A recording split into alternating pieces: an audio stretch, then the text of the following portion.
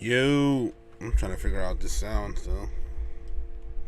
Let me see. And I also want to make sure this isn't like coming back to y'all all stupid. Let me turn this down a little bit.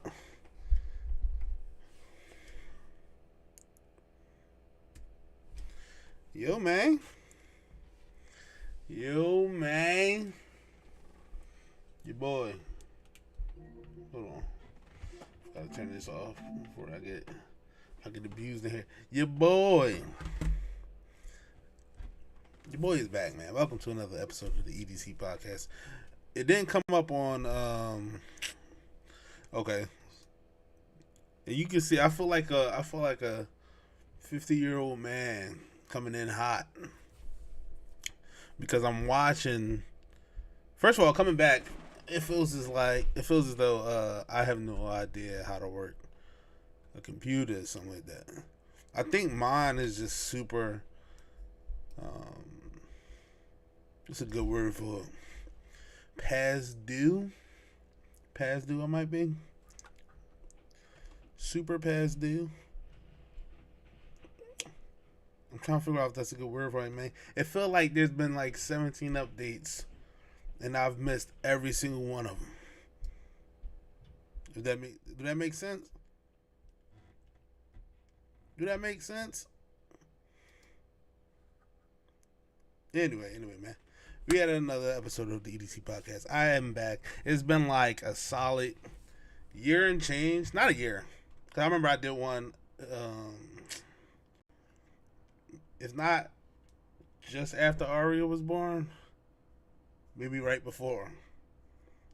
And she's not one yet. That's how parents map out the time. That's what I've learned in this little bit of time so far. You map out your time around something happening with the baby. At least so far, that's what I'm figuring out. But let me move my back a little bit. I don't need that too much. But no, man, it's crazy. It feels like, number one, it feels like I didn't skip a beat as far as like knowing how to move through this and conversation and things of that nature. But it feels like I feel like it's gonna get some. It's also gonna take some getting used to again. Because at the same time, when we first started this job, it was just me recording myself, not looking for anyone to like text in the chat or anything like that, or not watching what was happening with the stream, not knowing the sound stuff, not knowing video lighting, things of that nature. So it was more so just me just pressing play and getting through it. Now I'm making sure, like before, remember I always used to be like, dang, I ain't record at the same time. I made sure to hit the record button. That's a step up. That's a impressive maneuver I got going on now. And it'll never be forgotten again. Never be forgotten again. It took me some time to set up the lights here, the lights there, boom, boom, boom, to get it right so that it's not, looking goofy. But no, it's just that. I feel like I'm picking up so much, and I don't want to. If anything, it's probably just the mic. I'm gonna ask Josh about it. And well, Josh is like a tech wizard, if you will. But no, man, it's solid to be doing this again. Like, a lot's been happening. First off, let me go through it. Like I said, I took a little relaxer. Had a baby. Wife had a baby. Ari, y'all seen her on the channel a couple times at least by now. I don't think I'm not bringing her podcast. There's no point. She ain't really speaking no goodness at the moment. But yeah, man, I had a baby, and like these past 8 months now it has been, you know what I mean? It has been very educational. It's crazy how much you learn, like, watching another human being grow. It's crazy how much you pick up on stuff. Like, I've always been like a joyous type dude. Like, I haven't really been depressive or depressing or whatever type of guy. But like, I even still, without lacking it, I even still notice like, even like, for example, today I had a bad day at work. Well, somewhat of a bad day at work. And I was kind of hot leaving work, so I'm like livid. And on the way home, I'm thinking like, dang, when I see my daughter, and I instantly right there got heavy. Yeah. That's crazy. That's crazy. You also learn a lot about yourself as a like person, and learn a lot about your like spouse, like how you guys work together within like raising this baby and stuff. And it's only been 8 months for me, so I'm sure there's people that's gonna hear the joint and be like, "Nigga, I got 30-year-olds as kids. What are you talking about? You don't know shit about what you're talking about." I'm just saying from what I've experienced so far. You know what I'm saying? It's been like that. So, no, man, parenting has been super solid though. It's been like the first 3 weeks, I got it right. The first 3 weeks, 4 weeks, whatever, was like traumatic, man. Like nothing hit like that first night back home with your first kid. Nothing hit like that first night back home. That first night back home, we looked at each other. Baby was crying, first of all. Baby crying from like, she was crying for a solid 3 hours. And she was cool all day. It was time for us to go to sleep. Baby start crying immediately. So I'm talking about it's like 3 a.m. now. And baby's crying. Everybody's tired at the crib. We looked at each other. I looked in the mirror, first of all, like in our room, we have a mirror on the closets. I'm laying in bed. I'm looking at the mirror holding the baby just like, I get it. I get how people who aren't ready for kids, like people who just be like, I'm out here. I'll catch you in 18 years. I got it so fast. First of all, like, if you didn't know the situation with me and my dad, like, my dad wasn't around all the time as a kid.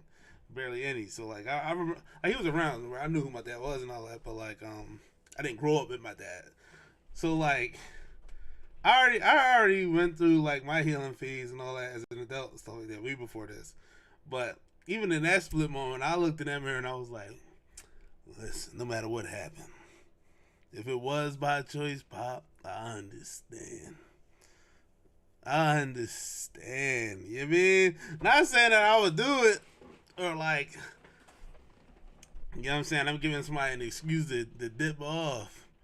But that's a real awakening right there. That's some real awakening right there. Ain't nothing like it neither. Ain't nothing like it. Like, I need to get some sleep, and this baby is crying her heart out. And your spouse is done. They've been through the ringer. They already cooked. It ain't like you about to turn to him and be like, do something. Like, nah, bro, y'all both in that. Y'all both in that wilderness. So it's like, at that point, it ain't even trying to throw the responsibility on somebody else's side. It's just like, somebody's got to do it. You ain't gonna leave your kid there. You ain't gonna leave your kid there to cry their heart out. Maybe develop a little tonsil issue because you ain't want to pick the baby. You ain't gonna do that to the young boy. No matter how much people want to say it, like, oh, I'm just let him cry. I just let him cry. I just leave him in that crib. You ain't gonna leave that baby in that crib. That baby gonna get up. You gonna pick that baby up. You gonna carry that baby around. You gonna make sure you don't want that baby to cry. I promise. I said I wasn't gonna spoil. Well, I knew I was gonna spoil. I knew I was gonna be a softie. I don't let Ari cry if I can help it. She ain't crying today. She ain't crying today. And I know people like, oh, sometimes you gotta let the. It's cool if you're on your last straw to where you like, I'm gonna snap. If I don't walk away from this baby right now, take your breather. Take your breather. You definitely need it at some point. You definitely need it at some point. But if you can help it, you ain't gonna let that baby cry. If you can, you got something on you, because I couldn't handle it. Ari be like super snotting in the nose sometimes when she's sick, and like my wife gotta like clear up her nose with like the sucking through the boogie joint, the straw, and all that. Ari don't be trying to have it, and like I know it's for her good. I know she got to do it for her to breathe and be okay as a human being.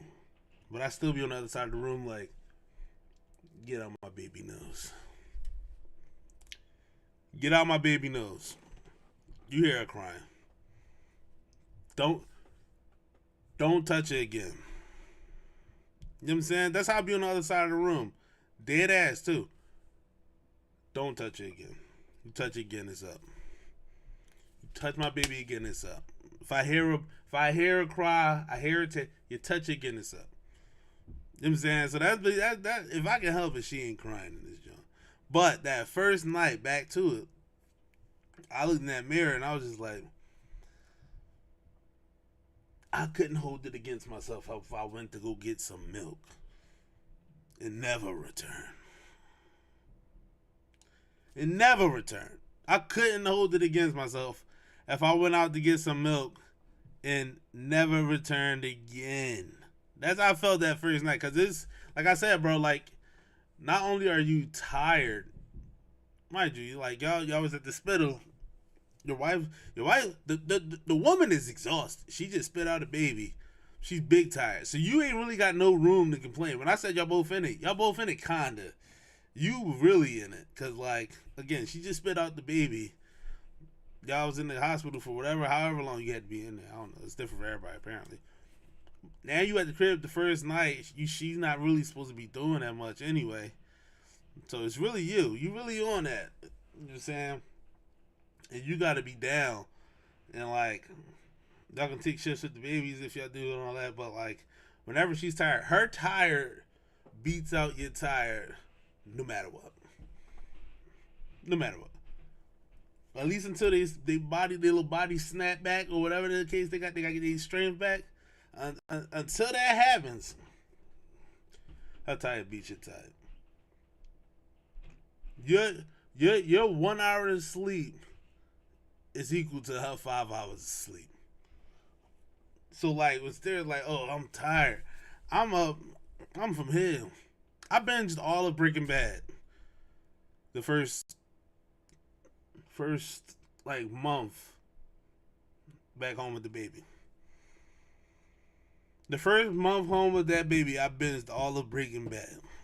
That's how much I was up with the baby when Satira was asleep. That's how much I was up with the baby. I only got sleep.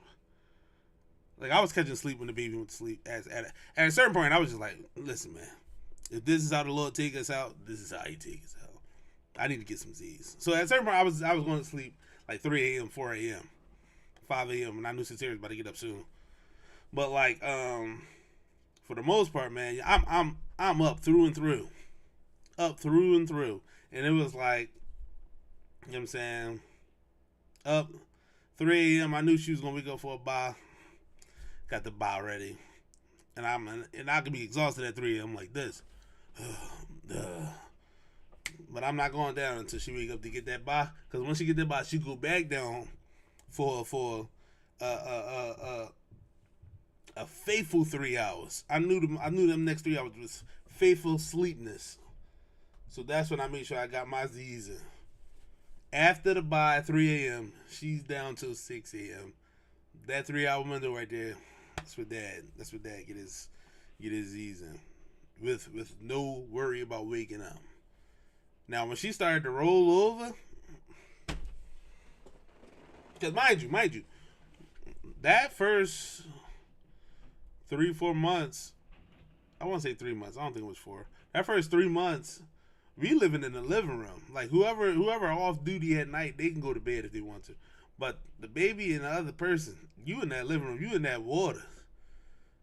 You in the trenches. You in the trenches in the living room for that time spent. So unless you set up a whole platoon on the floor, more than likely the baby's in a bassinet or, you know, later on end up on the couch. When she starts rolling, that sleep was still good to me, but I remember I woke up one day, like 4 a.m., and I looked up, laying, like, sleep on the bed. I looked up, Ari's head was, like, hanging off the side of the couch. From that night, I knew I couldn't leave her ass down there no more. Turn that down. From that moment, I knew I couldn't leave her on the couch without any, like, vibing no more. Because, like, she rolling off that couch. Ain't no way I can let it happen when I can't even rely on that faithful sleep. Oh, that rings. Ain't no way I can let that happen. So that first 2 months was like, you know, it was a tragedy, man. But later on, like I said, like it was just that early time. Now it's crept into the she's getting mobile. Sorry, I had to clear my throat. She's getting mobile now, and mobility. I thought I wanted it as a parent. Which I still do. I still do want it as a parent. Her mobility. But when it's not full, when it's not through and through, it's an issue because, as you know, babies are clumsy. They ain't got no stake in the legs. They wobble around. They fall. Even if they crawling. They may miss a hand, face plant on the floor. It's a whole thing. It's a whole thing with babies. So, I gotta switch this. Screen around because gotta make sure I'm active. If it's active, you hear me? No, but yeah, man. So that's what it's been, man. It's been parenting. That's been kind of locking me in. I kind of spoke about it more on my vlog that I released recently. The last episode, I believe it was Transparency, I titled it. But it was basically just like explaining the rut that I was in creatively. Like I named it already, like, hey, I'm stepping off. I'm taking a break. Because the baby coming, the house stuff, marriage, this and that, blah, blah, all that stuff is kind of piling on. And I titled it as that. And it was that. I did identify it as that. But a lot of it was me kind of being relieved that all that stuff was happening, so I can kind of like relieve the pressure of doing these weekly, doing a vlog, trying to figure out something to vlog, because I'm a real chill dude. Like, I really don't care to be crazy out this joint. So, like, trying to figure out, what should I vlog? If I don't vlog nothing, I'll just record me playing drums again, and it's like a same gig type thing. Because the gigs kind of die off at a certain point if you're not chasing it. If you're not chasing the gigs, gonna die off. That's a fact. But not really falling out of love with playing the drums, but more so just like falling out of love with like gigging. That was kind of like killing me for a little bit. So like, dang, not having nothing to record for playing drums or anything, or not feeling like I had nothing to record to play drums, for like vlogs and stuff. I'm losing ideas for like vlogs. It was a whole deal, bro. But it wasn't just life is happening as far as like the baby. I'm sorry, that was bugging me. Life's happening as far as like the baby, marriage, and crib. It was more so to like, okay, that stuff is happening, and it's giving me an excuse to kind of like ease off the gas. And like, that was cool. Like sometimes you do need that. Like that's what vacations are for, shit of that nature. But you can get too. I remember my nana told me something when I was little. You can get too comfortable vacationing. Like if you don't go to work for like 3 weeks, like workaholics kind of understand the idea, but again, they're the extreme. But I liken it to like you not going to work for like 2 weeks, 3 weeks. Like when you it's nothing to really compare it to, because I was going to compare it to like when you're home like with a baby or something like that. But when you're home with a baby, you're on the job. You kind of like want to get back to work. I'm speaking more so like if you was to take like a 4-week vacation and you just picked up another hobby or some shit like that. Like say, like I play golf. You pick up golf, and you are able to wake up now and to go to the golf range and play around every week if you want to, and you just vibing out. You're like, shit, I could do this shit for the rest of my life and be fine. And then you got to go back to work, and then you back to work. I'm like, shit, I gotta wake up again. I gotta wake up early to get ready for work again. This is BS. You know what I'm saying? You can kind of fall into that, especially if you like a low maintenance dude. Like I really don't want for much. So, like for real, like if I want like 10 mil, and I could put like a mil to the side, live off dividends, I'll be fine for the rest of my life. I ain't even gonna lie to you. I was talking about that with somebody at work. Like I was like, yo, what if you won $3 billion? I'm like, yo, I'll put it in. I swear, if I won $3 billion, I'll put some of that shit in CDs, like a yearly CD or whatever. It will collect. I think I projected it for like 10 mil into like a 1 year CD. It will project like 500 a year, 500K. If you can't live off 500K, I'm not doing it now. So I'm like, yo, I'll put 500K. I put 10 mil in like a 1 year CD, keep letting it flip, and that'll just be my income for the rest of my life. Off of $3 billion. Off of $3 billion. And these niggas at work was like, oh no, you don't want to do that into one of these joints. You want to go to the high up investment companies, make sure like you get way more. Yeah, I'm like, but if we literally are just talking about setting up your life and then being able to live without lifting another finger, you don't need to do that stuff. If you on, like, I'm not fighting against you saying that, you can get the same. Sorry, I had to check on the baby. I'm not fighting on you saying you can get the same return by doing it with your local financial institution or anything like that. But like, if you're making enough, you can make enough to just live off of a $3 billion win for the rest of your life. You can make enough. For anybody to say otherwise, they are lying to you. That's greed to think that you need to. That is greed. That's the love of the money. I'm saying, like, I really don't have that. Like, if I won $3 billion and I could make sure I make $500K for the rest of my life, you should be okay. You should be okay. That's crazy to not be. That's crazy to not be, man. I swear.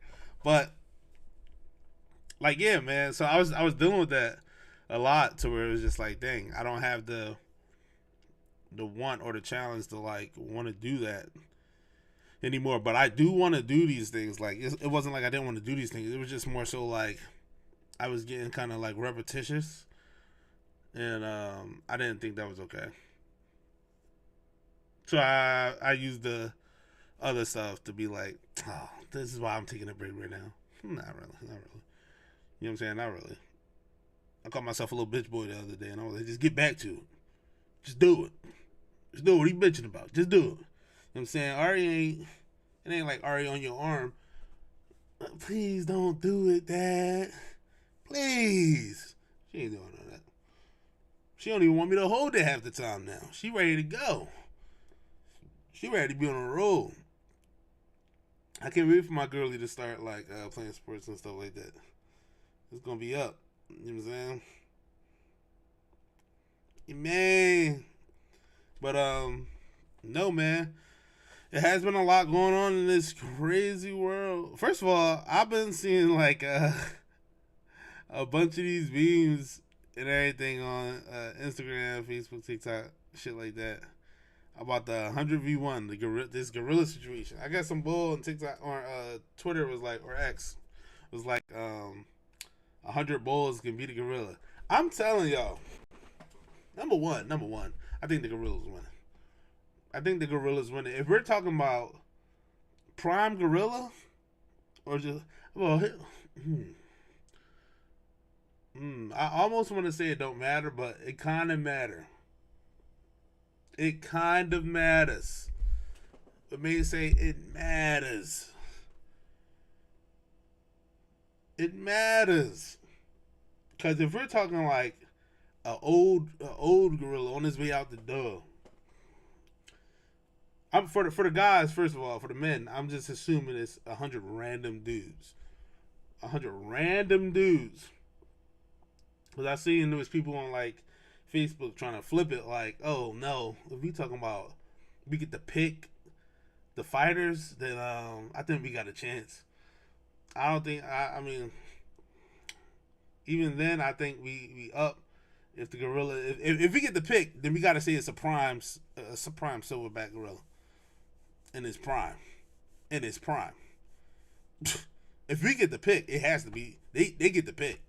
They get to pick who it is. You know what I'm saying? So keeping it fair. But yeah, man, I think it do matter, man. It do matter. Let's go gorilla in this prime. Let's go gorilla in this prime. I still think he win this shit. Gorilla in this prime. We picking our humans. We gotta pick the strongest guys. Cause this ain't like boxing. It ain't like, oh, if you quick enough you can. No, if you quick enough, you're done. You're done. You're not hurting a gorilla if you're quick enough. We need prime strength. So we talking Mark Henry type guys, Brock Lesnar, James Harrison, the Big Show. You know, the Great Khali. We talking these type of guys. If we picking, and even then, I think people are way. I think they underestimate how strong a gorilla is. I think people are really underestimating that. Like James Harrison, lineman. He's played for the Steelers. I think he played for the Pats at some point. Strong dude. I don't want no parts of James Harrison. He's super nutty. Baldy, beard. He lifts the most insane. He lifts the stuff that makes your intestines fall out if you try to think about lifting it. That's who James Harrison is. I don't think people giving the gorillas their respect to the degree of if a gorilla was to grab James Harrison's arms, he's not going anywhere. He's not. Unless the gorilla is just like playfully grabbing his arms and then they just like, they don't even got a grip on him. Maybe he can get away. But if they grab his arms, he's not going anywhere. He's done. He's done. Now he can try to lineman the gorilla and like rush him and push him over and like he's not taking the gorilla to the ground. And people are saying that like my brother hit me up like, oh that's 20 people per limb and 20 people on their head. If they all hold it, it's not enough space for 20 people to grab a gorilla's arm. Let alone to another 20 people grab the other arm.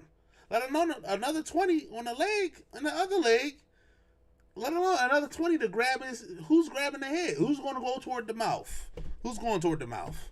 Your hands are gone. Your hands are gone.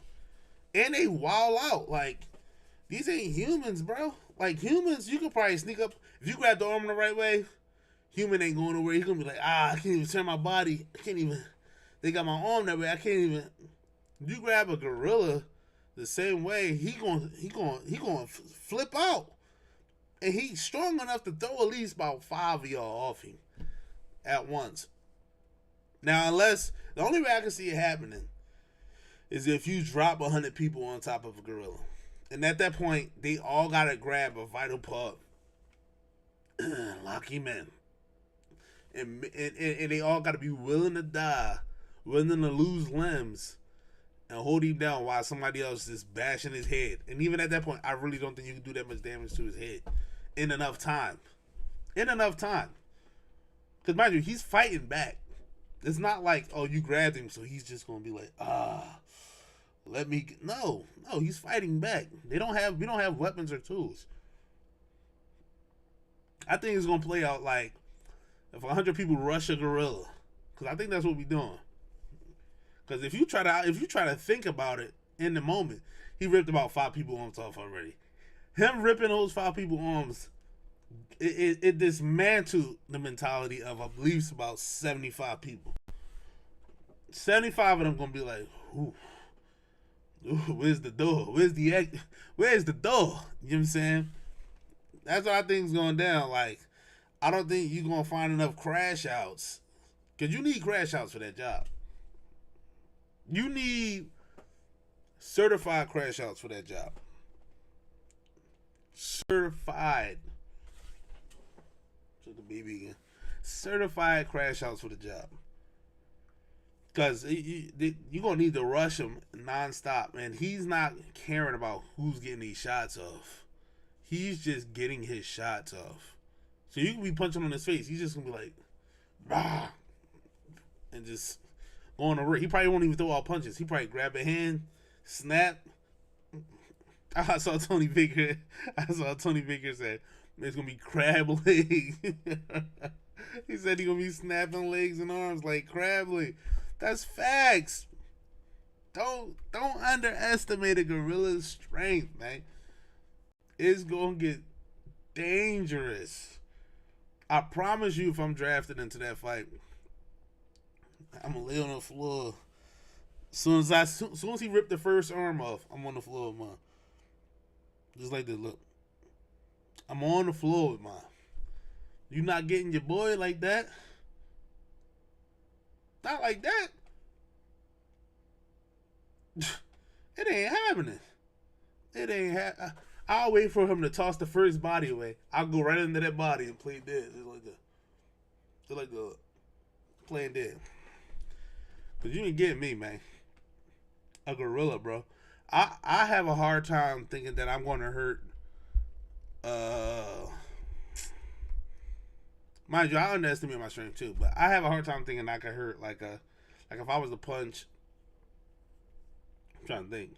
If I was to punch Derrick Jones in his face, I'll be surprised if he just go to sleep. That's what I'm saying. I'm not saying I don't think I could hurt somebody. I'll be surprised if Derrick Jones was to go to sleep. You know what I'm saying? He got a strong chin. Gorillas have the strongest chin. I've never seen a gorilla get knocked out. And they fight their own kind. We get knocked out by the smallest people sometimes. I've never seen a gorilla get put to sleep by his own kind who's 10 times stronger than us. 10 times stronger than the strongest version of us.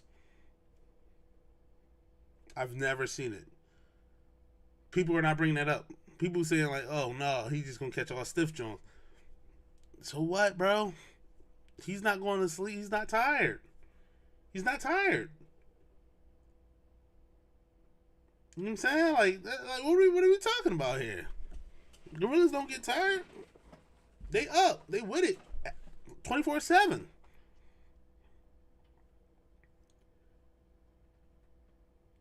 At any given moment, they can rip your arms off. You got a better chance. I feel like a chimp. We all seen Planet of the Apes. The Frank, what's my man name? Oh, James Franco Joe. We've all seen Planet of the Apes. Caesar can handle 25 of us with no problem. We talking straight hands, by the way, not weapons. Caesar can handle 25 of us with no problem. That's a quarter. Them silverback boys, they can handle about 5 Caesars. No issues. See what I'm saying? Whatever. That's my mind to it. You got no chance.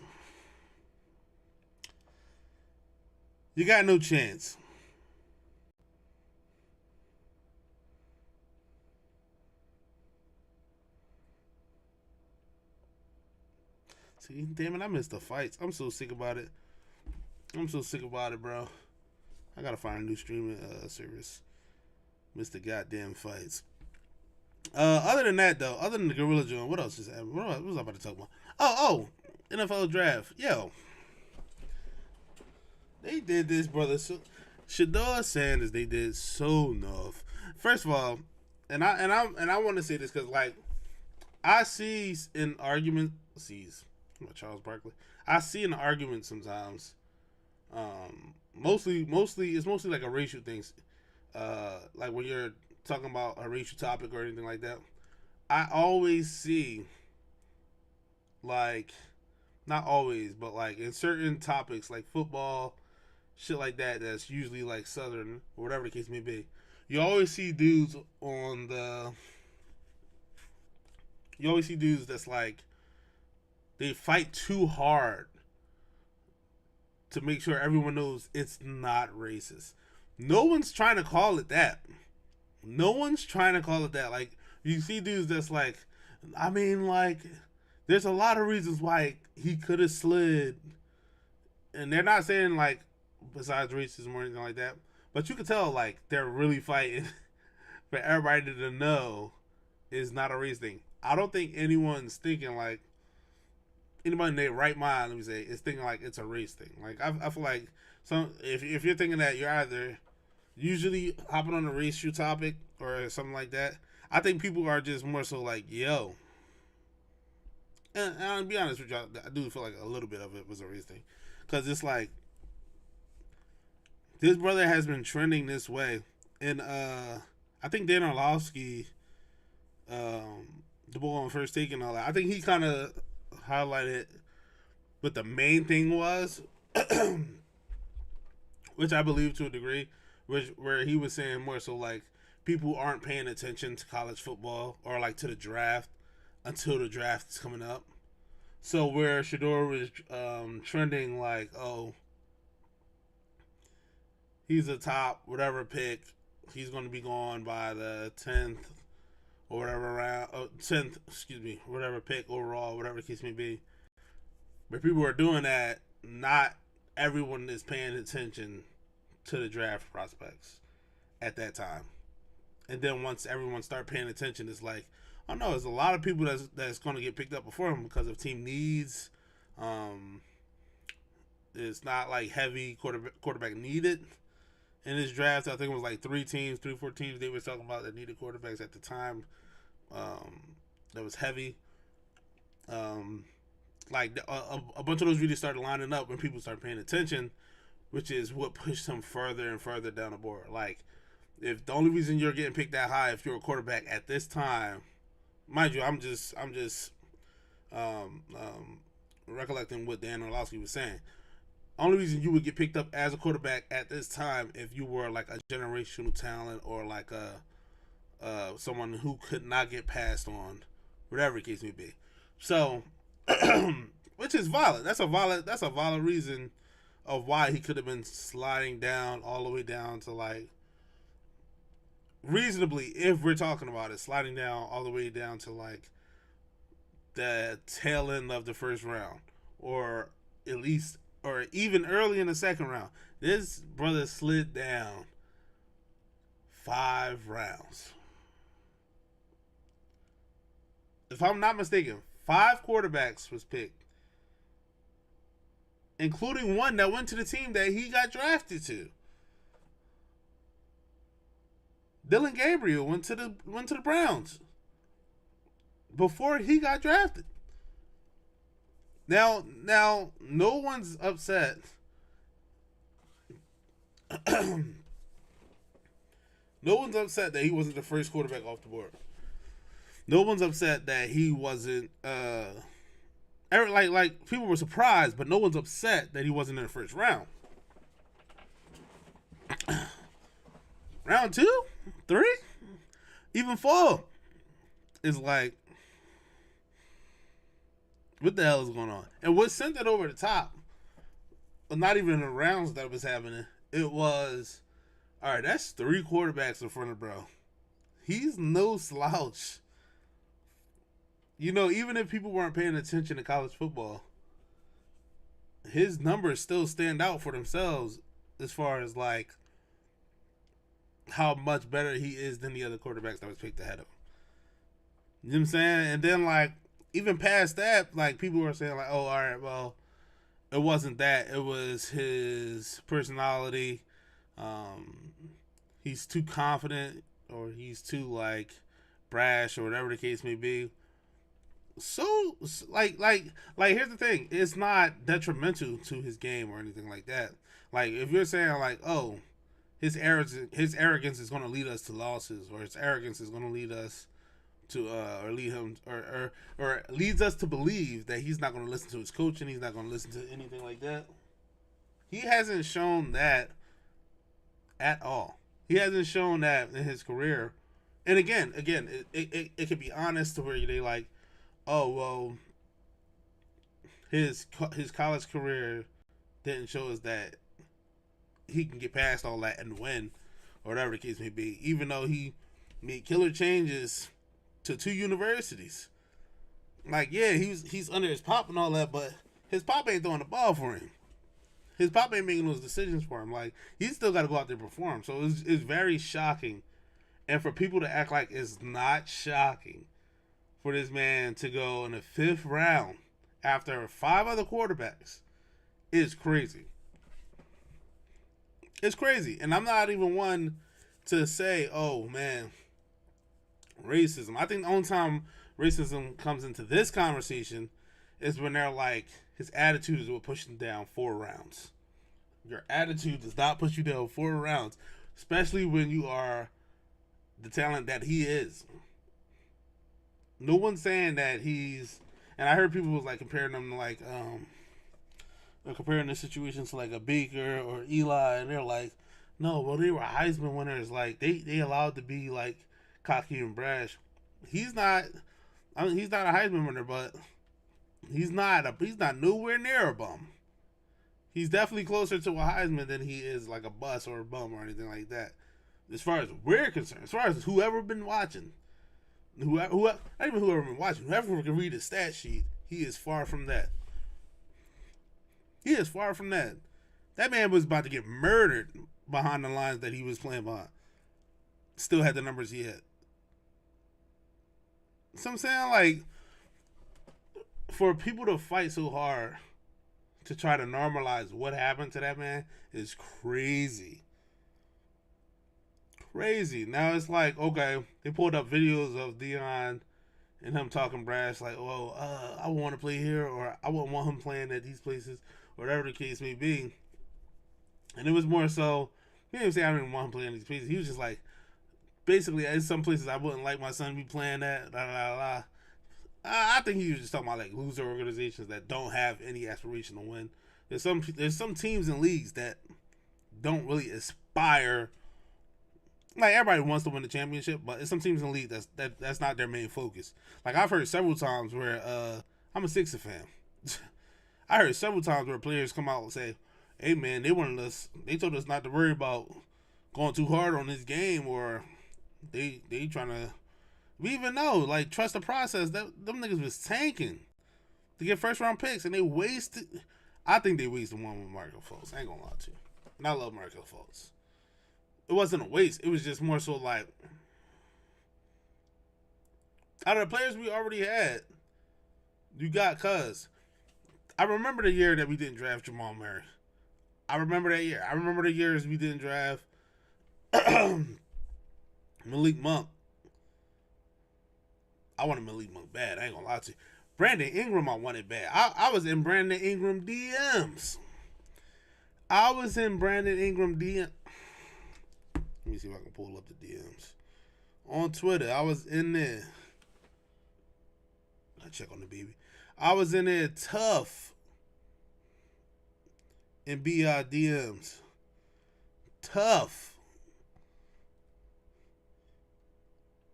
He didn't give me the time of day.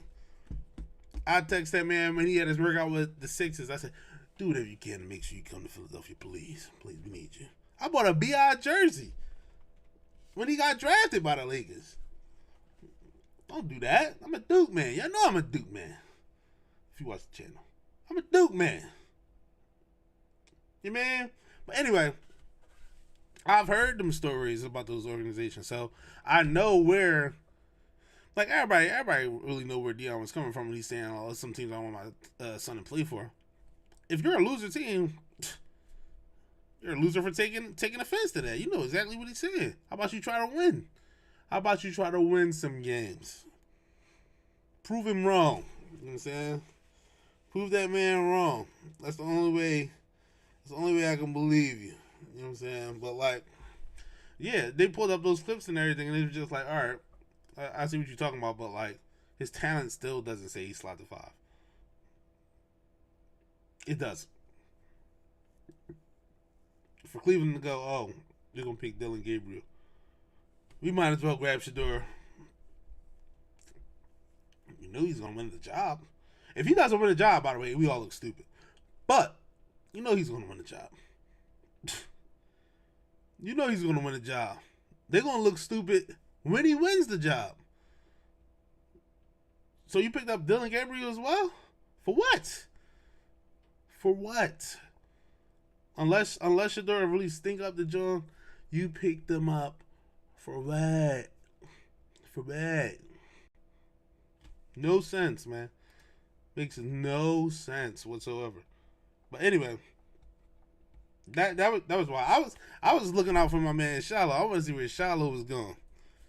That boy went to the Bucks. Man about to be stupid. That's all I know.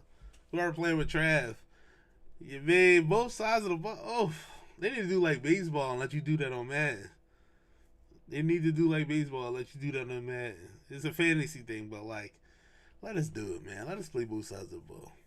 You know what I'm saying? I'm trying to be a wide out, and I'm trying to be bring safeties back to Madden. Because they took it away. You used to be able to be a safety as a superstar. They took that away from us. I don't know why, but bring it back, man. We need that. We need that big time. What's the next job? I'm trying to get a bunch of Jerry Solo.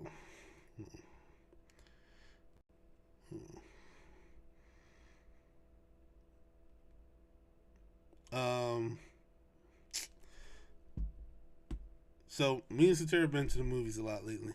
The latest we've seen, spoiler alert, is Sinners. Do not watch the rest or listen to the rest of this, John. If you're trying to go see Sinners, if you ain't see it yet. That's the alert right there. Do with that what you will. First off, great movie. Great movie. I'm not a fan of Michael B. Jordan before this movie. But that man did such a great job in this movie. He did a great job.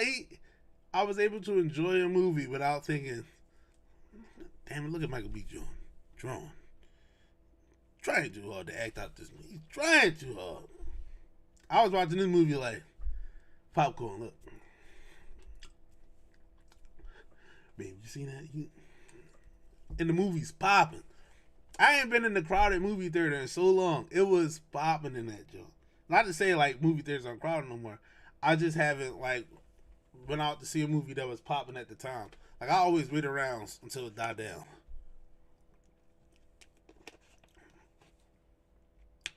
But I went out to see this joint.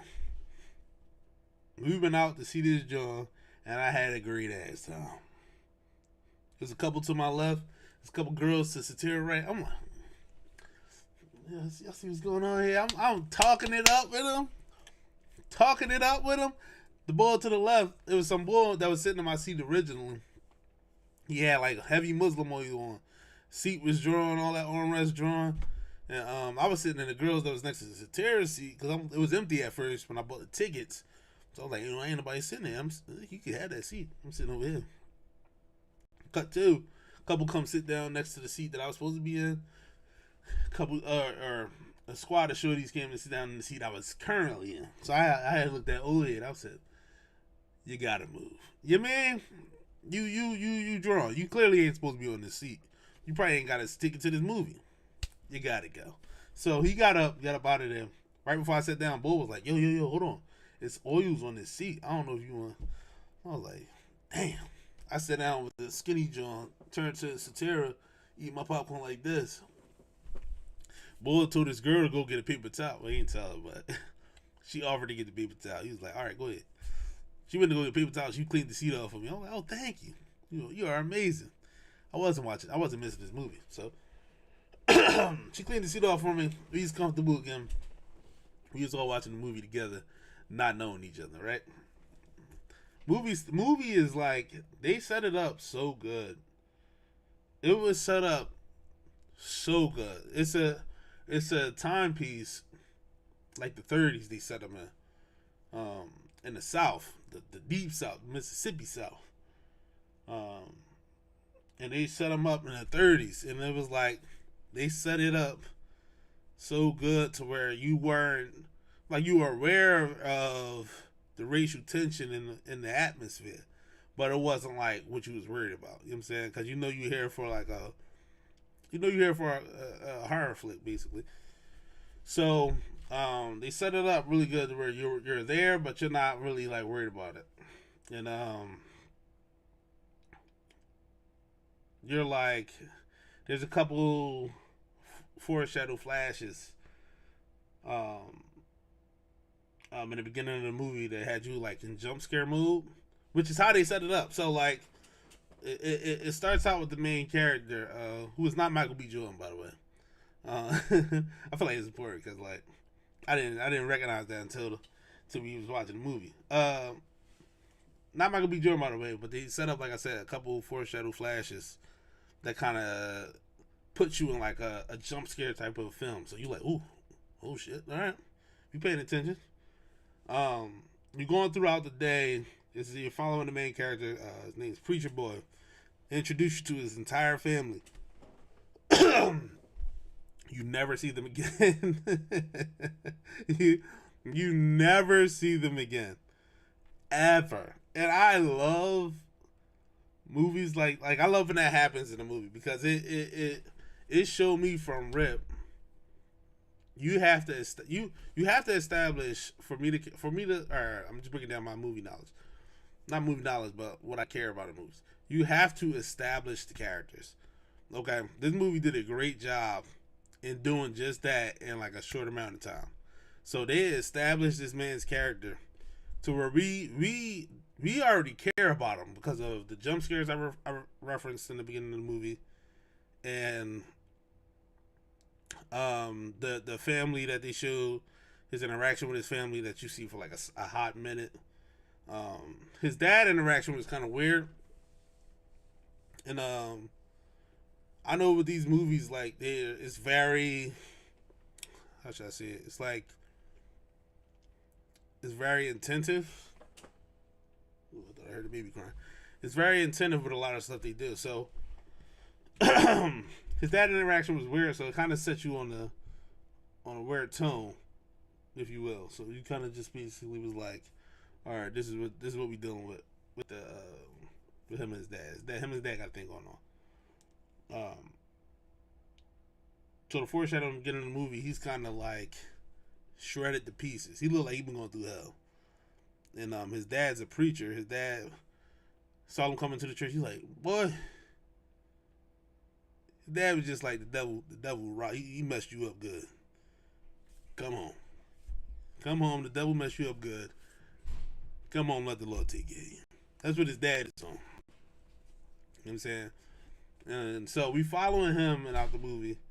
Early in the movie, he just leaves home basically, and his dad's kind of warning him like, "Man, you shouldn't go out there. Like, what you want to go out there for? What you want to do that for?" He's just like, "Dad, listen, man.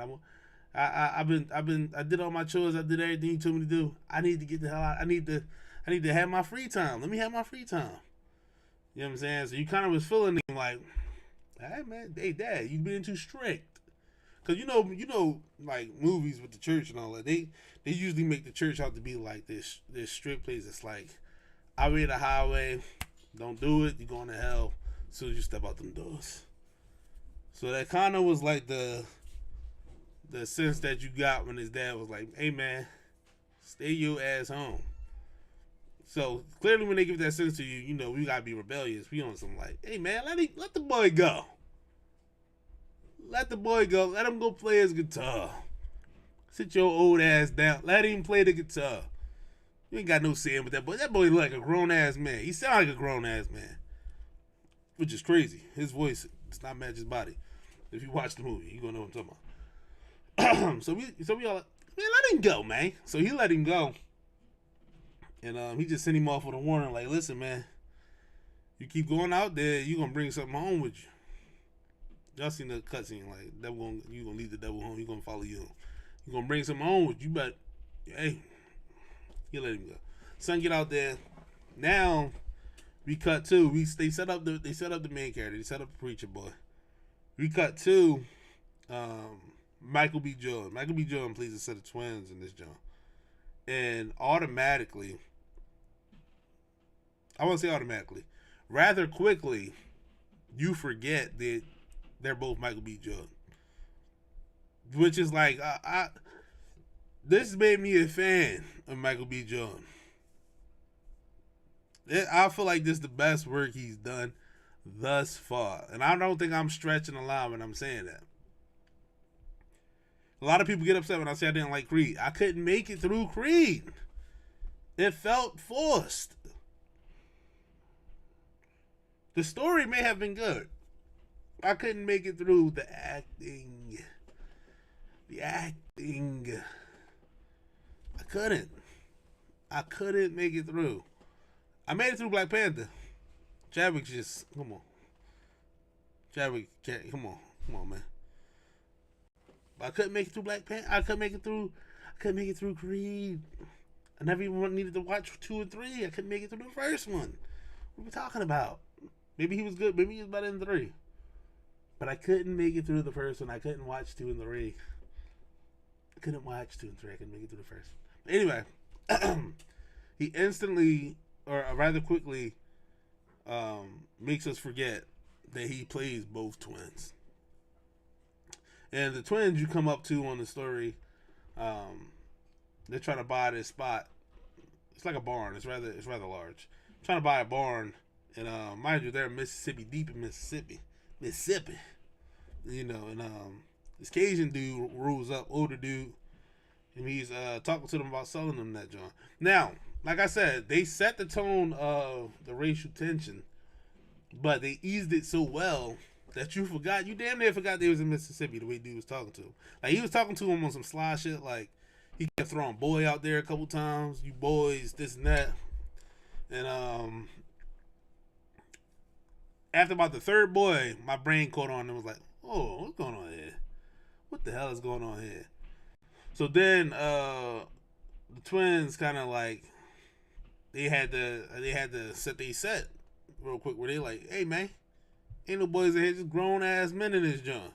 Then my mom was like, oh, I forgot he's racist. I forgot he was racist, you know?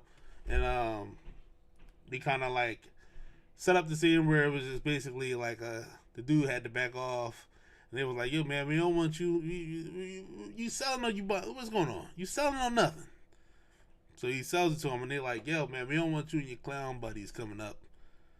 If y'all do, we gonna shoot you down.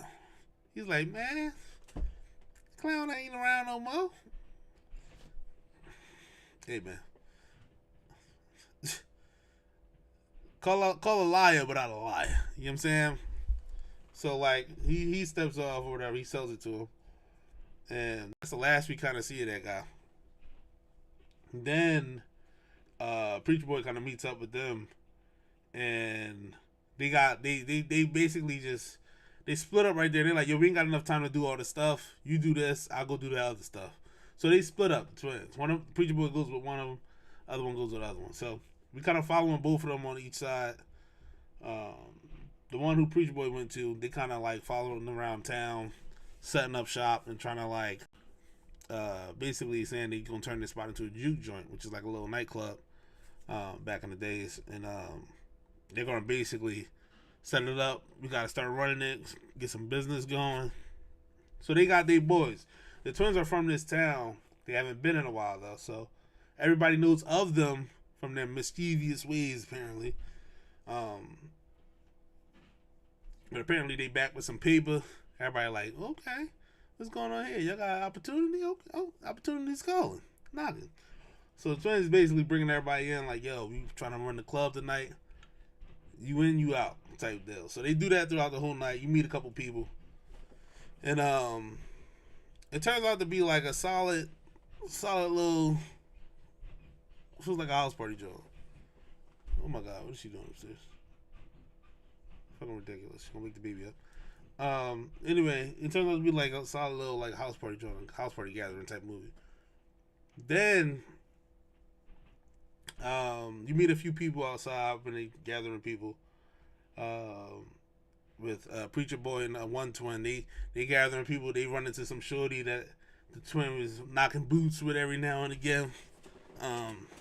And the whole time they running into people, you see a couple people that you like again after seeing the preview, you can tell it's kind of like a horror movie. You see like vampire teeth and stuff like that. So you like, where the vampires at this whole time? Where's the vampires? You run into like this mixed shorty at the train station with Preacher Boy and the other twin, and she's basically like staring them down. Preacher Boy like, hey man, it's a white lady over there looking at you. I don't know what's going on. And twin like, you sure she white? He said, yeah. Twin like, god damn, you knew twin knew her. And she came over there. She was talking hot shit. You thinking she a vampire when she come up? She talking all this hot shit. And, twin basically talking to her like, I told your ass to go. Turns out she's not fully white. She's mixed or whatever at some point, and they got a relationship. You also meet some older dude who plays, I forget what he plays, like bass or guitar or some shit like that. They lock him up. They're like, yo, wait, listen, you our musician tonight. We got a jammer. He runs into another dude, big dude in the cornfield, cottonfield. Like, yo, man, put that cotton down. We got a job. His wife sent him, which is crazy. Like, Satira looked at me and was like, she was at a line. I don't know. Because Bo was like, listen, man, I don't know what y'all got going on. I don't want no parts of the twins. The twins get me in trouble. I'm out of this. The wife was like, man, you better go make that paper. How much you talk? She didn't even talk to him. She talked to the twin. How much you talking? He making. And twin was like, see? The wife knows what it's about. Sent them in. Big overlooked in the movie. Like, a lot of people ain't. I was hot, but it sent him in. So, picked up like 3 people so far. You cut to the other twin.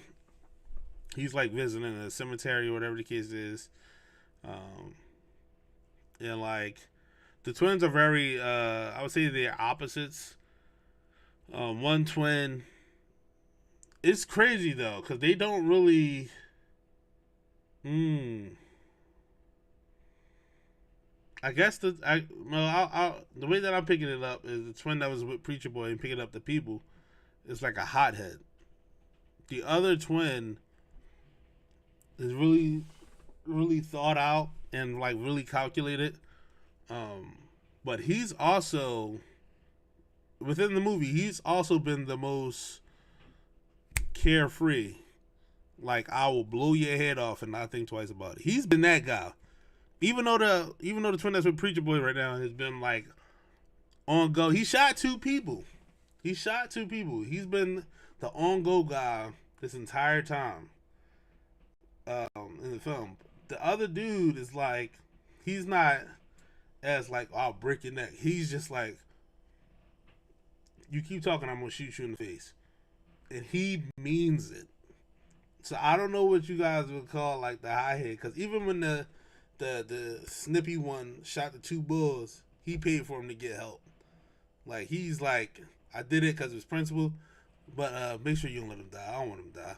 Like, he's that guy. So I don't know if I would call him the high head or the other, cuz I guess he still is the high head. I don't know. But the twins, they do a very good job of showing their differences throughout the film. Excuse me. So the other twin, anyway, he meets up with this lady, and they never mentioned their mom or anything, but he meets up with this lady who I assumed was his mom, which is crazy. And he's like visiting the burial site because they talked about their dad who passed, and he visits the burial site. The lady comes out the door like, "What you doing here? You mean they talk it out and all that stuff. And turns out she's like super religious. He's not. She's super into like her faith, but she's also into like witchcraft, which is very odd to me. Um, but she was basically like, "Hey man, y'all been out here doing a lot. Like, you need to settle down, come home." And the twins like, "Listen, man, settling down and coming home ain't how we do things. That ain't what kept us safe." She like, "How you know my prayer ain't keep you safe?" That was strong. That was a strong line. "How you know my prayer and these roots I put in ain't keep you safe?" You know what I'm saying? So turns out they knocked boots right there. First sex scene I've seen in a while in movies, by the way. I'm glad they did away with them, but at the same time, it was like it left an impact on what was, it made it a rated R film, and so I understood. Even though I know I'm glad people are leaving them out of movies now, because it's like it's really not needed. But at the same time, it's like it holds a value. It holds value. Sex scenes hold value as long as it's not just like throw a sex scene in there. It's just so titties can be seen or whatever the case is. Because this wasn't that. You know what I'm saying? But sex scenes hold value. That's what I pulled from this movie. But anyway, that's not his dukes. It's his lady. So like, he picked her up though, so she could cook at the party. So anyway, they picking up people to come through and put the party together.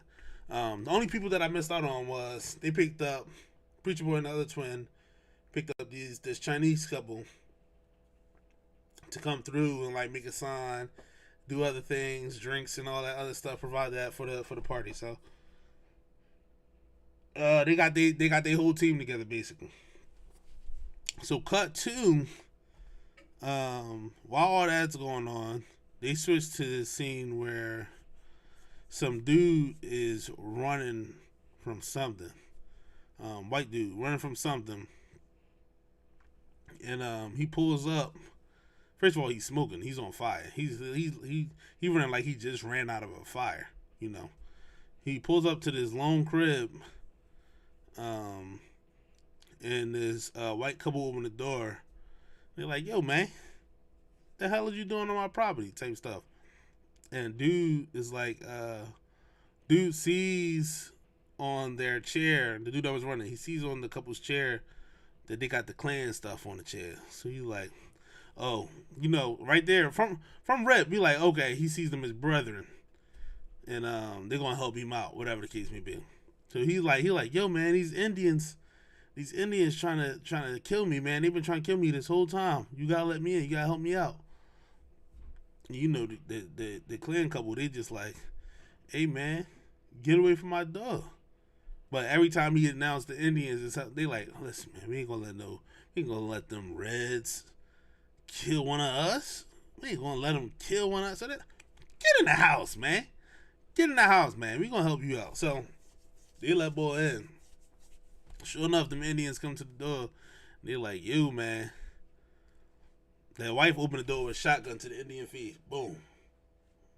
Shotgun to his face. She like, hey, man, get on my property. The Indian boy was just like, hey, I'm sorry to bother you, but we're looking for someone. He's not of this plan. He's not of this, like, he's not us. He's not us. Just know that. We're looking for him. Have you seen this dude? She's like, I said get off my property. She ain't even talking. She ain't even listening to him. He like, hey, man. The Indian boy friends was like, yo, the sun's getting real low. We gotta get out of here. So the Indian boy saw the sun. He was just like, hey, man, listen. If you seen boy, I hope you don't let him in the crib. If you do, God bless you. And God bless your family. You know what I'm saying? He peaced out. He was out there. He was out there smooth. So the lady, she's like, get the hell off my property. Shut the door. Boom. She goes, she's like, hey, Stan, or whatever the boy name was. Stan, they're gone. Stan. Looking for her husband. She find her husband. He in there bleeding out. She's like, oh my God, what just happened? She look over. Bull's over there, fangs bloody, eyes red. He just like, don't worry, man. He just sleep. Bull wakes up, bloodied out, wakes up, and looks at his wife and goes, hey, it's okay. Bites his wife, they become vampires. Vampires now. They was looking past the racism and all that. They didn't even notice Bull was on fire at the front door. They didn't even notice he was on fire. They couldn't get past the racism. If racism makes you forget no one should be on fire and okay, you're done. You're done. He was on fire. And he let him in the crib anyway. But anyway, that happens there. So now they staple that once you're bitten and you die, you become a vampire. They staple that right there. You know. So, cut back. Party is going on. Party is happening. You know, it's jumping. That we all see Preacher Boy crushing it with the vibes, the guitar. Everybody loving what's going on. There's a lot that happened in this movie. I'm not giving up everything, but I'm laying out the plot, and I'm giving up a lot. But I'm not giving up everything because it's taking too long. Party jumping, everything going on. Preacher Boy get him some. We like, okay, it's a tramp in this movie. Fellas, hide your wives. Made me feel horrible in the movie. Shorty, Preacher Boy got himself some. Shorty, he got himself some from established to us. She was a very happy married woman. And Preacher Boy still got some. That night he got some. He found out she was married that morning. Anyway, so night going on crazy. Twin, the white shorty, mixed shorty showed up. Her and Twin had shit out. We find out her and Twin are a loving thing, but Twin want to keep it safe due to the racism in America. He's like, you can't be with no black man. You find out she's married. People forgot about that. She herself is married. You know what I'm saying? And they knock boots.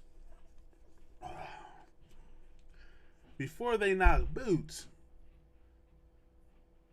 the Klan comes up to the door. The vampire and the other guys that he bit comes up to the door. And they like, yo, man, it's some beautiful music happening in there. Let us in. And then everybody at the door like, we are not letting y'all in this joint. We are not letting y'all in. You gonna bump into somebody and next thing you know, you go tell your buddies and y'all come in here and kill us all? He ain't let y'all in this joint. Get the hell out of here. Get the hell out of here. You know what I'm saying? Then, you know, they walk off. They fight back. They're like, we're going to walk slow. We're going to sit on the side of the road, matter of fact. Play our little music, you know. Then after that, Twin and his mixed shorty, they talking and they're like, listen, man, we broke. Twin like, we broke. We're going to be broke by the end of the month. We ain't getting no paper. They giving us wooden coins. We forgot who we was dealing with. We ain't gonna have no paper. You know, and come to find out, Twins came back in town because they running from a mob or whatever. So they gotta get their paper. So they in a little tight spot.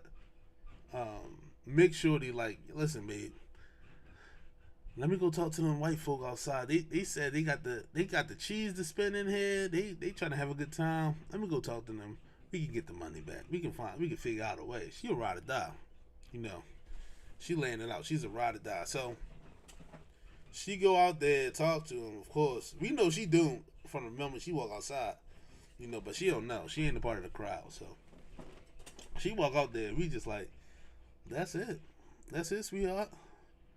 They sing her a little lullaby outside. She like, okay. I get down. Oh, this is beautiful. It's beautiful. You know. Then they like, listen, you in trouble, there. You gotta let us speak to your heart. She like, hey, man, You ain't speaking of shit. I just came out to see if y'all want to play in the barn. They're like, nah, you in real trouble. So they kill her. Cut to. They kill her. She comes back to the door, and my man, what's my man name? Bull from the cotton field, Cornbread. He go out to take a leak. She at the door. She like, hey man, Cornbread, let me get up in here, man. Let me slide by you. Get in there. He said, go ahead. What are you talking about? Hurry up. Get in there. Let her ass in. He goes to take a leak. While Cornbread's out there taking a leak, Cornbread gets dealt with. No one knows this except the old head that they got to play piano, who's a drunk, by the way. Cornbread told him to take the dough.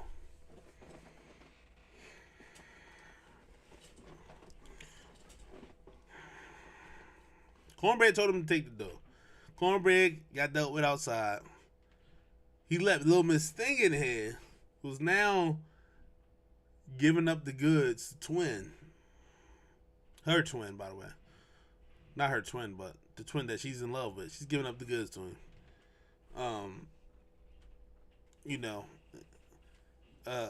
Preacher Boy went in to go, or other twin told Preacher Boy, go get my brother, man. We got to talk about something.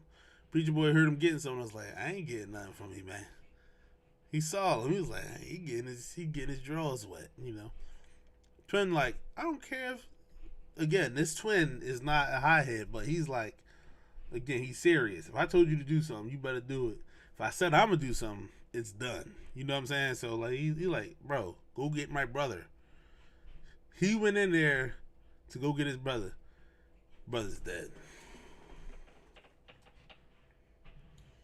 Chest cavity opened up, bitten through. Brother is dead. So right there, party over. Everybody outside, everybody leave. We ain't dealing with none of this. Twin is crying, holding his twin. It's up. At this point, the shorty, the mixed shorty who bit him, he shot her all up. It took no time. She was like, yo, he's not dead, I promise. Pat. Which is reasonable because you killed his brother. But she ate all of that and ran out the crib. Which is like, that was weird because like, I feel like that's a loophole. She got shot up and left out the joint, but she still was already invited in. So I'm not sure why she didn't just go back in. Or did she feel unsafe? They could have killed her. They could have killed her from rip. They could have figured out how to kill her. Because it wasn't really like dummy strong. It was just more so like they have fangs and stuff like that. So that makes sense. She just dipped out. Brother, by the way, is dead in the crib. So they lock him in a room after they see Shorty run out. And then Cornbread come back clearly. And he's like, yo, man, let me in this joint. They're like, no, Cornbread, walk away. We're not letting you in. Brother wakes up, runs out the crib after they didn't let him out the room. Broke the door down, but Michael B. Jordan pretty smooth, so I don't think that was supernatural strength. I think he just did it. And ran out the crib. So I think he needed to be let back in. But the shorty still, she could have got in there if she wanted to. How to make sure I'm not crying. So now we in a situation where it's just the main people that we know that's still in the bar. Everybody else was sent home. Or sent to die, if you want to think about it that way, because it's vampires outside. So now you got a situation where vampires are partying outside. You only got the main cast that's in the bar. You see no one else that we've seen in the movie since then, okay? So at this point, like I said, they're all in the bar. They're all trying to figure out what's going on. The lady who's like super spiritual was super helpful with like basically guiding us through the movie. So she's like telling us what's going on, telling us who's who. Oh, they're not whatever, they're vampires. This is the only way you can kill a vampire from what I know. She's making everybody eat garlic inside the joint. She was like phenomenal with letting us know what was going on. So kudos to her, because we needed someone to follow this movie for us. So not to say it was like a bad thing, but like she just made sure it was very clear on what was going on. So cut to now, like all the we know what's going on. We know it's vampires and stuff like that. The Asian lady had sent her husband out when this all went down, cause she like, yo, we got a baby at the crib. We got to get to our daughter. So her husband been out, and she's kind of going through it, like emotionally, cause she's like, I sent my husband out there. We got to get him back. He comes back finally, and we know he's a vampire. We can see the bite mark, and she still was on some like, oh my god, I sent him to his death. I'm not gonna go die with him. She's already on some suicidal stuff. So as she's talking to her husband, the vampire, the main vampire comes up, and he's like, yo, your husband's a part of me now. I can see his memories. I'm about to go get your baby girl. You can let us in. You hear me knocking? Let me in. You understand? So he on that. He like, yo, I'm gonna go get your baby girl unless you let us in. You know. So they held up in the barn. They finally calm her down. Like, please don't do that, bro. Like, he's just taunting you. Please do not do that, bro. They calm her down. They make weapons and stuff. They're like, yo, listen, we're gonna get busy if you gotta get busy. So that's basically what they're prepping for, just to get busy. There's a certain point in the film where it was very artsy too. Like, this film was very, there's at least two big parts that was super artsy, where it was like, okay, it's part of the movie, but at the same time, there's a lot of symbolism going on here, and that they need to put in, or they wanted to put in, just to be like creatively. I don't know. It was very musically inclined in this movie. So let's get two pieces. After that point, they cut to we're in a situation where they're just holding out until the sunrise comes up. But the Chinese lady is getting more and more, or Asian, let me say. Asian lady is getting more and more impatient, because she's like, yo, we know how to kill them. Why are we sitting in here when we can just go out there and kill all them boys? And they like, yo, because we don't want to fight them if we don't have to. Like, they're going to kill us. It's way more of them than us. And here's where I feel she is violent in a sense. I was feeling like once the twin died, they sent all them people to their deaths. Number one, by the way, because he couldn't accept that his twin was done. He bled out. I get it. Your sibling is gone. Real life, you don't want to even accept that. I get it. But in a vampire situation where other people can die, it's just like, bro, you jeopardized everybody there. So for her to be like, my daughter is still alive out there, they know where she is, they're gonna go get her, and have a plan to stop these guys. We're either waiting for them to kill my family, or waiting for them to kill us, or waiting for, like, what are we waiting here for? Like, we're freaking out, and they can go do so much more damage. And she turned to the twin and was like, yo, you've been spitting all this robot. You shoot people for a living. You do all this hot stuff. You talking about how you a soldier this, you a soldier that. You was about to kill your cousin over some smoke, over some coin. Like, you mean, like, probably 20 minutes ago, you was about to kill him. You had a gun to his face. You speaking all this soldier shit. Be a soldier. Kill these bulls. Let's get busy. It's time to get busy. You know, that's the only way I feel like she was violent. But, she was not violent. She was not violent. She has a melting point where she's just like, I'm sick of waiting. Fuck it. Come inside the crib. And all the vampires just like, oh, finally. So right there, she sets it ablaze. Is wall. So they all grab their weapons like, shit, she done said, all right, here we go. And I actually appreciate how quick everyone was just like, okay, she said it. Like, it wasn't on no, like, why she say it? Why? Oh my God, we're gonna die. No, it was like they tried to stop her.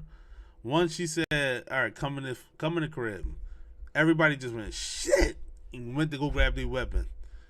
It wasn't. It was no thought about it, bro. No thought about it. Just shit. All right, fuck. Grab the weapons. Be ready for the vampires coming through the door. It's nothing else to do. So that's what happened. So she invited everybody in. It's war breaking out now.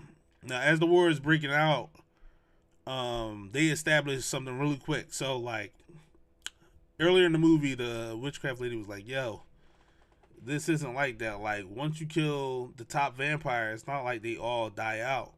You got to kill all of them one by one." You know what I'm saying? And as soon as they go through the door, even though that's the case, you got to kill them all one by one. Something happens where they find out they can all feel this guy's pain. You know, and they kind of hinted toward that where he was like, "Yo, I got all his memories about your daughter and this and that." So it was a connection. You know, so they hinted toward that really fast. Oh, they can all feel his pain. But you still know that you still got to kill him one by one. So it was nothing crazy. Something happens where everybody starts dying, and the living twin goes to Preacher Boy like, "Yo, get the hell out of here, run home, go." And the vampire main dude already established the only one he really wants is Preacher Boy. If he got him, he can get the hell up out of here. He don't want nobody else. So he follows Preacher Boy outside. He's like, "Hey man, you coming home with me? Just relax, relax." So he goes after Preacher Boy. Preacher Boy got his guitar, crashes his head with it. As he crashes his head with it, all the other vampires is like, the brain, like just girling about it. So as he does that, they just in agony for a hot second. Once they get over the agony, he grabs Preacher Boy by the throat. "You're done. You die today." As he's about to take him out, stab through the heart. Michael B. Jordan behind him. Twin. Live twin is behind him. So the only way I can fact that he got behind him was the agony that they was in. He crept through that and killed him. That's the only way I can imagine him sneaking through like 17 vampires, which it was. It was a lot of them. It was a lot of them surrounding him. So yeah, he kills him right there. That vampire dies, and then as he's dying, the sun comes up. The rest of the vampire dies. So I originally mistook it to where it was like, oh, he died and they all died, but that's not what happened. It's just the sunrise just so happened as he was dying, and they all just got burned to smithereens. Okay, now the movie ends with Preacher Boy's dad saying like, he seen them cut up from the war and was like, "Listen, man, I told your ass to stay home. Now drop that guitar, man. Don't play no more. Don't play no more music." His dad was really hyped on the music for some reason. But it wasn't the music, man. It wasn't the music, man. It is super coincidental to have that type of night after your parent is like, "You, man, stay home. You're going to get in some trouble." And then you get into real life trouble, which is crazy. Like, I wouldn't have told him the night that I had, just because I don't want to hear that "I told you so." That is insane. But it ends with him like, his dad like, "Yo, man, give up that music, man. Like, it's causing you harm." And Preacher Boy's response is like, "Listen, man, I know you're saying it's causing me harm, but it also heals me. Like, I'm not giving it up." He decided to still play the music, which is crazy to me. I'm a drummer. If my mom told me them drums is crazy, and I leave and I go to a gig and I have a crazy night playing drums, almost died, ran into some mysterious monsters, I'm never playing the drums again. Ever. I'll find a new hobby. Because that's nasty, bro. Like, what? It's too coincidental. So, like, anyway, he decides to keep playing. That's how the movie ends. There's an after credit scene where the dead twin, the vampire twin, gets away with the shorty. the half and half, and they come see Preacher Boy as he's super old. They come see him. He's performing in the club in New York. And they're just like, yo, man, play me a little. They friends. It was so crazy to me where I'm like, yo, how can they be so cool? I thought they was there to kill him. Why weren't they there to kill him? You know what I'm saying? It's like the way how cool they were with him. After that, made me feel like, yo, they might as well all just became vampires. What the hell is this? They was vibing. They wasn't even killing nobody. They was just on some like, hey, we cold as ice, baby. We smooth. We smooth as anything. We smooth as milk. It was crazy, bro. Like, I didn't get it. That's the one thing I didn't get about the movie where I'm just like, I'm thinking they after saving to kill Boy. Apparently, Boy really just wanted him to play guitar for him all the time. How much is he paying? You know what I'm saying? Like, how much is he paying for the gig? I would have took the gig. Just stop eating people. You know what I'm saying? Like, that's what the movie made it feel like. It made it feel like, yo, man, we've been doing good. They ain't aged a bit. Sammy looked all of 137. And these niggas ain't aged not one bit. They was just chilling over there on some like, hey, man, we smooth. Got glasses on, bubble coat. We smooth in this joint. Play that song. I love that song. You play it. Play the song for me. So like, the movie was good though, man. Like I left out a lot of stuff about the movie because I didn't want to do it. I just wanted to lay out the layout of it. But it was really good, dude. Like the acting in it was so fire. The story was fire. The symbolisms was fire. And I kind of want to go through that again with like somebody else to like have a conversation about each one because it was a lot of stuff to talk about. Even with the Chinese couple, they was there to party. Like I heard one take on it on Instagram where it was like they saw it as like, yeah, they was there to party with us, but like once the shit hit the fan, they was out. They was trying to get up out of there. And I was like, oh shit, I didn't even think about it that way. You know what I'm saying? Like other cultures just want to be a part of the vibe. But once shit hit the fan and you know, you got to start talking, oh, we got to do better, or, you know, Brian talking about social injustices. You got the other culture saying, oh man, just do what we love you for. You know what I'm saying? So like seeing it even that way, you know, there's a lot of viewpoints that you can take out of this movie, which is cool, which is really dope, man. Which is why I love the movie itself. But also, it was one of those. It was just really a good movie. You know, there's not too many movies out that's like that anymore, to where you can just watch it because it's a good movie. Like now, it's like, oh, what was the movie saying? All this other stuff. No, man, they can say a lot of stuff, but is it a good movie? Is it a movie I would want to watch again? I do not want to watch this again, by the way. Just because I had a little spooky dream when I came home after that. And I watched SpongeBob and everything after that, but still had a little spooky dream on it. So yeah, I'm not trying to watch that again, unless it's like Halloween maybe or something like that. But it was a really good movie though. It made me a Michael B. Jordan fan. But I've been talking way too much, man. I feel like I've been talking for like an hour and 45 minutes. So I'm gonna let y'all go. You heard me. I'm gonna let y'all go, man. But thank you for listening to another EDC podcast. It's episode 42, I believe. I think I'm gonna just keep it season 1 and just keep making new episodes. I don't see why not. It's mine. I can do it. I don't care. This is episode 42 though, and I gotta start saying that so I can keep track of these shows from now on. But again, thank you for listening, man. We are on YouTube Live. We also on any platform where you get your podcast at. I gotta figure out what's going on with my computer because my computer won't pull up where I outsource these shows to. So I think I gotta do it through my phone right now, which is nutty. But YouTube will always have the live video, and I'm gonna start sending out the live streams so I can have people in here chatting and everything with me. Well, as the first one back, this wasn't too bad. This was not too bad, man. You know what I'm saying? But I will be back on. I think I'm gonna do them on Fridays now. Fridays seem like a valid time, or a valid day. Time probably got to go back to like 7:30 again. It started at 9. It's nasty. I'm tired as hell. I might game for a little bit, but I'm still tired. Catch my drift. But I'm outie, man. Appreciate y'all listening.